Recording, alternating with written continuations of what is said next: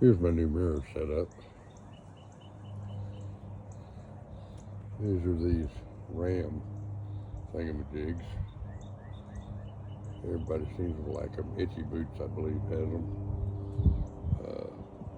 I can get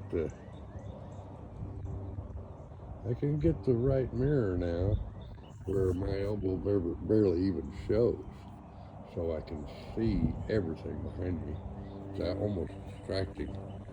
I'm missing a part that's supposed to be in the box, and I think it was in there, but I've lost this thing right here with the 3 notches on it. There's a 1 notch, a 2 notch, and a 3 notch, depending on the adapter you need. It did not fit on the hardware like they said it would, those adapters. But they did fit on my extenders. So what do I care? I wanted the extenders on there anyway, but actually I don't need them.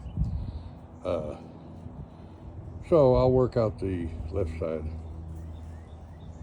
later. I'm just going to go take a ride and see the right side work. I did get, I wangled my GoPro holder there.